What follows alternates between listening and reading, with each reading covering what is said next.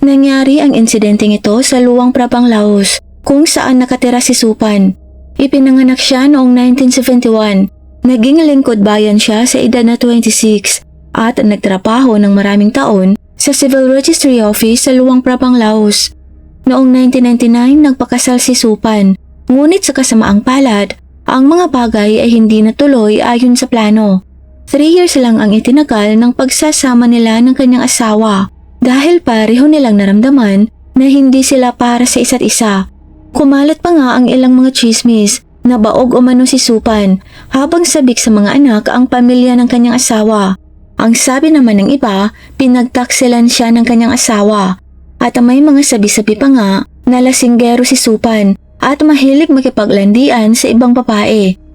Pagkatapos ng diborsyo, nagsumikap si Supan na linisin ang kanyang pangalan at siguraduhin hindi siya pag-isipan ng masama ng komunidad. Sinabi niyang naghihiwalay sila ng kanyang asawa dahil hindi na nila mahal ang isa't isa. Fast forward sa 2008, nang si Supan na ngayon ay 37 years old ay malapit na muling magpakasal. Pero sa pagkakataong ito, scam artist pala ang magiging asawa niya. Tinangay nito ang proposal money, lahat ng reception funds, ang mga credit cards at maging ang sasakyan ni Supan. Ang masama pa nito na wala ang babaeng nang walang bakas. Sa oras na yon, labis ang pagmamahal ni Supan sa kanya. Mas bata ito kay Supan ng 14 na taon. Ngunit ang pagtataksil na ito ay nagdulot kay Supan ng pagkabalisa at na trauma. Yon ay hanggang sa makilala niya si Cynthia. Si Cynthia ay nagtatrabaho bilang isang honorary employee sa opisina kung saan nakapwesto si Supan. At di nagtagal, naging magkasintahan silang dalawa at na-engage. At noong 2011 nang si Supan ay 40 years old at si Cynthia ay 35 nagpakasal sila. Ang isa sa kanilang pinakamalaking inaasahan para sa kanilang kasal ay ang magkaroon ng mga anak. Ngunit lumipas ang mga taon at hindi nagpakita ng anumang senyales ng pagbubuntis si Cynthia. Ayon sa doktor na pinuntahan nila, pareho naman silang malusog.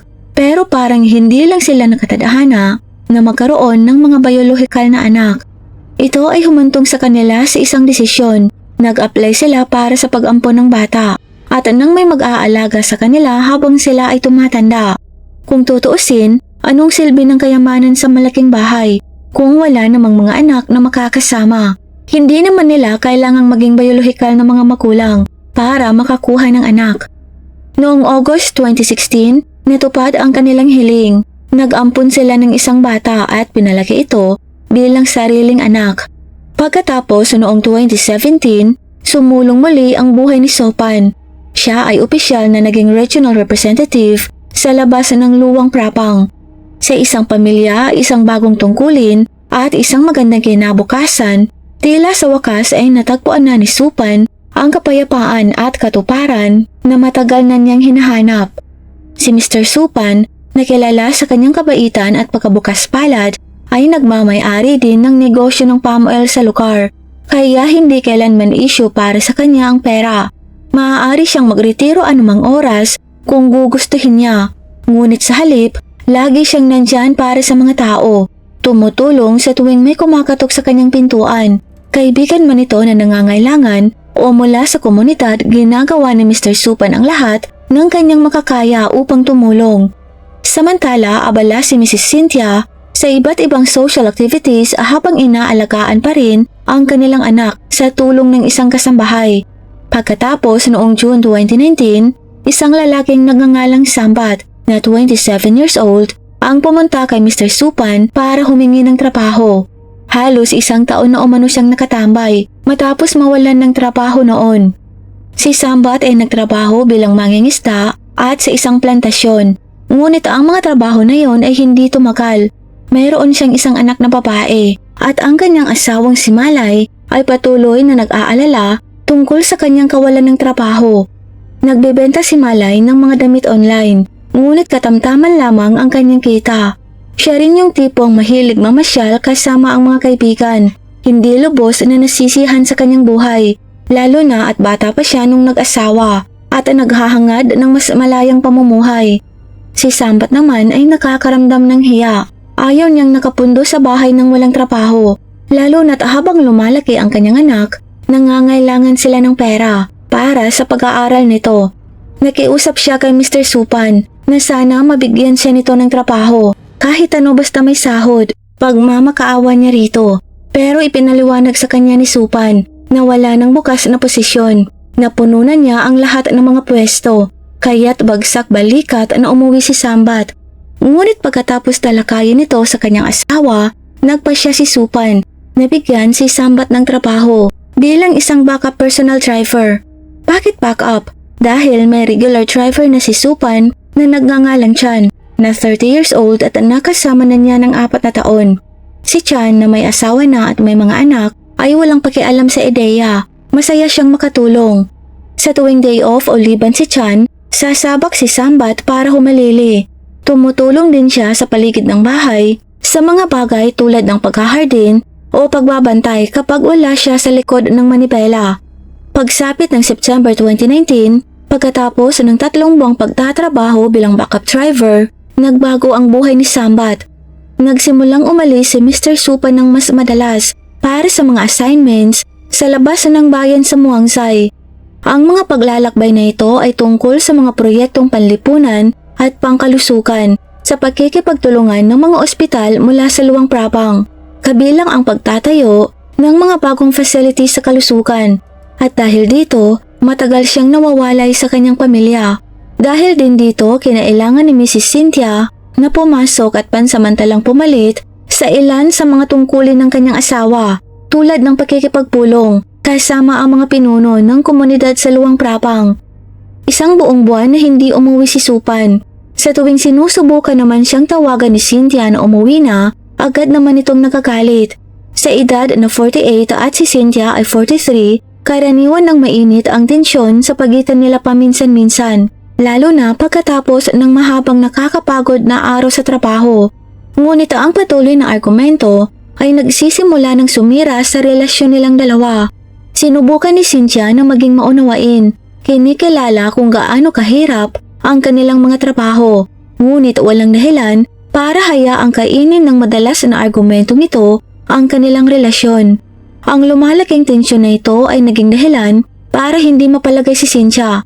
Nakarinig siya ng mga usap-usapan tungkol sa kanyang asawa na kasangkot sa ilang hindi naaangkop na pagdala sa pondo ng mga proyekto kasama ang isang kasamahan sa opisina ng distrito. Kahit na walang matibay na patunay, si Supan ay patuloy na nagtatrabaho gaya ng dati, ngunit nananatili pa rin ang takot sa puso ni Cynthia. At nang malayo si Supan, natagpuan niya ang kanyang sarili na mas lalong sumasandal kay Chan, ang driver ni Supan, isang lalaking palihim na naging nobyo ni Cynthia sa loob ng mahabang panahon. Nag-i-enjoy siyang kasama ito, madalas silang magkwentuhan. Para sa konteksto, hindi nakatira sina Chan at Sambat sa mismong malaking bahay. Nakatira sila sa isang mas maliit na bahay na pag-aari din ni Supan, mga 150 meters ang layo mula sa mismong bahay nito. Ito na ang naging quarter nila ni Sambat. Nagsisilbi rin itong lugar na paradahan ng kanilang mga sasakyan. Minsan sa isang linggo kung umuuwi sa kanilang mga tahanan, sina Chan at Sambat upang makasama ang kanilang mga asawa at mga anak. Madalas na pumunta si Cynthia sa quarter ni na Chan at madalas ring mangyari dito ang pagtatalik nilang dalawa. Isang araw pumunta si Cynthia kay Chan. Habang ibinabahagi niya kay Chan ang sama ng loob niya sa kanyang asawa dahil wala itong oras na paligayahin siya sa kama, hawak-hawak naman niya ang nakalabas na ngayong pagkalalaki ni Chan. Dahil sa wala si Sambat, dahil inutusan na tumulong sa paglilinis sa malaking bahay, pumayag si Chan na pagsilbihan ang pagnanasa ni Cynthia. Mainit silang nagtalik sa may garahe dahil doon lang walang surveillance camera. Para kay Chan, ang pagpapaligaya sa kanyang mga amo ay isang malaking obligasyon. Sila ang nagpapasahod sa kanya, kaya hindi siya makatanggi na gustong makipagtalik sa kanya ni Mrs. Cynthia. Bukod dito, ang ilan sa mga meetings na nilahukan ni Mrs. Cynthia upang humalili sa mga tungkulin ng kanyang asawa ang naging dahilan para mas lalo silang naging malapit. Kapag walang ibang tao, di mapigilang magtalik ng dalawa. Noong gabi ng November 1st, 2019, katatapos lang ni Mrs. Cynthia sa pagkikipagtalik kay Chan nang napansin niya ang isang aninong nakatako sa pintuan ng garahe. Ilang sandali pa nakita niya si Sambat na mabilis na nagtago, malamang dahil sa takot na mahuli na nang-espiya sa kanila. Kinaumagahan, pinatawag ni Cynthia si Sambat sa malaking bahay at tinanong tungkol sa nakita nito noong nakaraang gabi. Sinabihan siya na umamin at huwag magsinungaling dahil mawawalan siya ng trabaho kung gagawa siya ng anumang gulo o sasabihin sa sino man ang tungkol sa kanyang nasaksihan. Sa pakiramdam na na-corner, humingi ng paumanhin si Sambat at nangakong ililihim ito. Gayunpaman, pinipilit pa rin siya ni Mrs. Cynthia at sa huli ay inamin niya na hindi ito ang unang pagkakataon na hindi niya sinasadyang makita ang pagtataksil nito sa kanyang asawa. Kalaunan sa pag-aalala na baka maisiwalat ang nalalaman, nagpasya si Mrs. Cynthia na bumisita sa bahay ni Sambat habang wala ang asawa nito. Doon inakit niya si Sambat pero tumanggi ito, kaya lang nagbanta si Mrs. Cynthia na kung ayaw talaga niyang may mangyari sa kanila, matatanggal siya sa trabaho. Kaya't sa huli walang magawa si Sambat kundi sundin ang gusto ng kanyang amo. Sa oras na yon sa bahay ni Sambat, nagtalik sila ni Cynthia, hindi alintana na baka biglang dumating ang kanyang asawa at anak. Mas lalo pang nilaro ni Cynthia ang simpatsya ni Sambat sa pagsasabing halos 2 buwan nang hindi umuuwi si Supan, kaya't naiwan siyang malungkot. Nagdulot ito ng hapag ni Sambat para sa kanya at nais siyang tulungan para gumaan ang kanyang pakiramdam. Kaya't ang nangyari, nang makabalik si Sambat sa bahay ng kanyang mga amo, naging sunod-sunod ang mainit nilang pagtatalik ni Cynthia sa may garahe dahil doon lang walang kamera. Ginawa nila halos lahat ng posisyon sa lahat ng sulok ng garahe. November 14, 2019, umuwi si Supan pero imbis na saya, nauwi rin sila ni Cynthia sa mainit na pagtatalo sa kanilang kwarto. Ayon sa kanilang kasambahay, matindi ang pag-aaway ng mag-asawa dahil nasali na dito ang diborsyo, paghahati ng mga ari-arian at depresyon. Sa kabila ng tensyon, bumalik si Supan na may dalang maraming espesyal na regalo para sa kanyang 7 taong gulang na anak at ang mga regalo din para kay Chan at sa kanyang pamilya. Dinalahan pa niya ng alahas ang asawa ni Sambat kasama ang iba pang mga regalo. Sa hindi malamang dahilan ay talagang naantig si Sambat dito. Maliwanag na hindi pa siya nakatanggap ng ganon at malaki ang kahulugan nito sa kanya. At higit sa lahat, nag-abot pa si Supan ng dagdag na pera para tumulong sa mga bayarin sa paaralan ng kanyang anak. Naantig ng husto si Sambat kaya napaiyak siyang niyakap ang kanyang amo bilang pasasalamat. Kinaumagahan, habang hinahatid si Mr. Supan sa trabaho, hindi na nakayanan ni Sambat. May mabigat siyang ipinagtapat. Habang wala si Mr. Supan ng 2 buwan, paulit-ulit na nakipagtalik si Mrs. Cynthia kay Chan at maging sa kanya, maraming beses ding may nangyari sa kanila. Humingi ng tawad si Sambat na nakonsensya sa pagtataksil sa kanyang amo, lalo na pagkatapos ng lahat ng ginawa nito para sa kanya. Malamang na nabigala si Mr. Supan pero hindi lang nito ipinakita. Napatawad naman siya agad ni Mr. Supan pero may ibinulong si Mr. Supan sa kanya. Sinabi nito sa kanya na gumawa siya ng isang bagay upang mabalanse ang timbangan para makabawi siya sa kanyang pagkakamali at para walang maging alitan sa pagitan nila sa hinaharap. Kinagabihan bandang 11:30 PM, nakatanggap si Mrs. Cynthia ng mensahe mula kay Sambat. Hinihiling nito na magkita sila sa garahe ng kanilang quarter para sa isang mabilis na pagtatalik. Napansin niyang tulog na ang kanyang asawang si Supan, kaya nagpasya si Cynthia na gumawa ng paraan. Pagdating niya doon, wala pa si Chan dahil pinapunta ito sa opisina ng punong distrito, kaya nag-iisa ngayon si Sambat. Nang magkita sila sa garahe, naging karumal-dumal ang mga pangyayari. Si Sambat na dumating para sa mabilisang pagtatalik ay agad na inatake si Mrs. Cynthia ng itak, paulit-ulit na tinataka hanggang sa kanyang matiyak na wala na itong buhay. Pagkatapos, mabilis na tumakas si Sambat sa eksena. Dumiretso sa pinakamalapit na istasyon ng pulisya upang isuko ang kanyang sarili. Pagkalipas ng 2 oras, may malakas na katok sa pinto ng malaking bahay. Nang buksan ito ng hardinero, pumasok ang mga pulis at dumiretso sa kwarto ni Mr. Supan kung saan siya inaresto. Sa labas, magulo ang eksena. May mga sasakyang pang-emergency at isang ambulansya na nakaparada sa malapit. Mabilis na pinaalam ng pulisya sa lahat ng sitwasyon. Si Mr. Supan pala ay lihim na nakikipagrelasyon sa ibang babae sa lugar ng Muangsay. Ginamit niya ang dahilan ng pagtatrabaho sa mga proyekto ng pasilidad ng kalusugan sa labas ng bayan bilang dahilan sa kanyang madalas na pagliban. Nalaman ni Mrs. Cynthia ang tungkol sa pakikiapid na ito mula sa isang pinagkakatiwalaang source, maging ang pagkuha sa mga larawan ng mga masiselang sandali ng kanyang asawa kasama ang ibang babaeng ito. Doon na pumutok ang pagtatalo.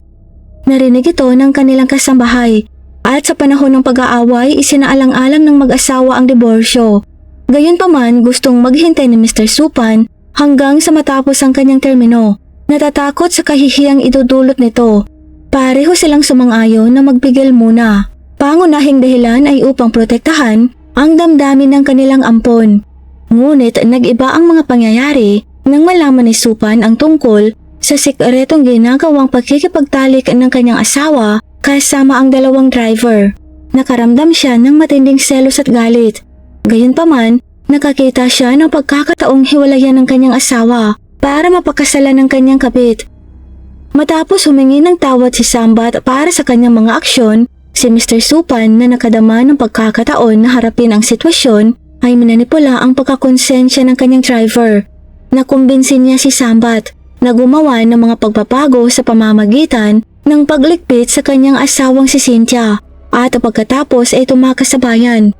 Doon matutugunan ni Sambat ang kanyang mga pangangailangan at bibigyan din siya doon ni Mr. Supan ng bagong trabaho. Pumayag naman ang driver, maging ang pagpaplano kay Chan na pumunta sa opisina noong gabing yun sa ilalim ng pagkukunwari ng iba't ibang dahilan na may kinalaman sa trabaho. Ngunit sa huli hindi sinunod ni Sambat ang plano, gaya ng napagkasunduan. Matapos iligpit si Mrs. Cynthia sa halip na tumakas, ginawa ni Sambat ang hindi inaasahang desisyon na isuko ang sarili sa mga otoridad. Ang kanyang dahilan, napuno siya ng panghihinayang at takot sa Panginoon. Wala siyang itinako, hayagan niyang sinabi sa mga pulis ang nag-utos sa kanya na gawin ito, maging ang pagbibigay ng mga ebidensya sa anyo ng mga chats at tawag sa telepono mula sa kanyang amo. Nang matagpuan ng mga otoridad ang wala ng buhay na katawan ni Mrs. Cynthia sa quarter ng mga driver, mabilis silang sumugod at inaresto si Mr. Supan.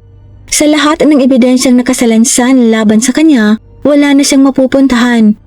Noong una, itinanggi ni Mr. Supan ang lahat, ngunit pagkatapos makipag-usap sa kanyang abogado at mapagtanto kung gaano kabigat ang parusa, sa huli ay ipinagtapat niya ang katotohanan. Ipinagtapat niya na sa kabila ng pagkakaroon ng halos magandang relasyon sa kanyang asawa, naging magulo ang mga bagay-bagay.